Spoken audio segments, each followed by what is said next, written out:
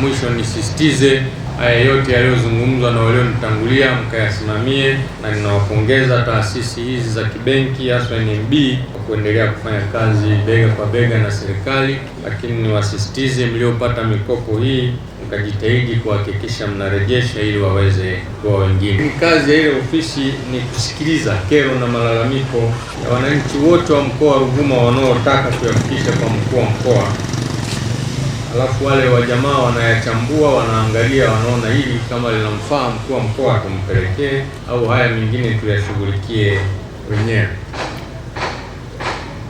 Ofisi ile inafanya kazi nzuri, kazi iliyotukuka, kazi ambayo imepelekea hata sisi kwenye mkoa huu kuendelea kutoa sifa kutoka huko ngazi za juu kwamba ni mkoa ambao unachangia katika utatuzi wa changamoto za wananchi wetu kwa kiwango kubwa sana. Kwa nami niungane na waliomtangulia kuwapongeza watumishi wale, niendelee kuwatia moyo kwamba ninatambua kazi zenu. Lakini swala lingine, kitabu kile kinazungumzia kuhusu kudelegate kazi. Nasema uwape kazi kila mtu kulingana na uwezo wake, kwa maana anasema give task to the right people. Alafu pia kinasisitiza ku trust them to complete their work bila ya kuingiliwa. Nimeyaona haya ndani ya mkoa huu, na wakati unaangalia kabisa kazi hii nimpe nani na unampa, na akifanya kwa uzuri na appreciate. Nadhani hilo ndio jukumu lingine muhimu kwa kiongozi. Lakini kimeendelea kitabu kile kusisitiza kutengeneza a strong team, kwa maana ya kuwa encourage kuwa na ushirikiano.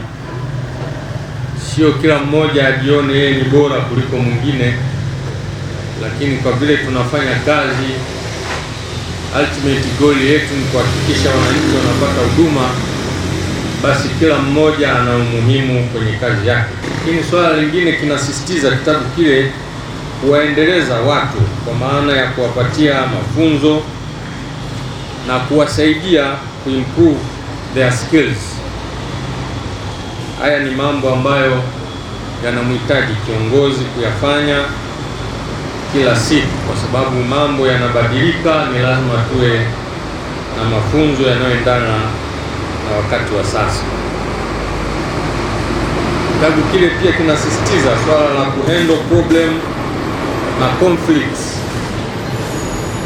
Ziko ambazo ni za kikazi, ziko za kifamilia, lakini ziko pia za kitaasisi. Kwa hiyo ni wajibu wa kiongozi kuhakikisha ana solve fairly and quickly hizo problem nilizozieleza, ili tuweze kusongesha gurudumu la maendeleo ya mkoa na taifa kwa ujumla.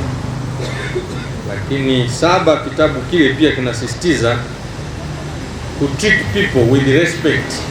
Nadhani juzi wakati nashiriki kwenye ugawaji wa zawadi nilisema mtumishi akajiona na yeye ni sehemu ya contribution ya institution hiyo, anafanya kazi zake kwa kujitoa na kujitolea kwa ufanisi zaidi kuliko akigundua kwamba wewe uko hash na treatment zako wakati fulani hazimpi heshima kwa familia yake na kwa watu wanaoongoza, anaweza akakata tamaa.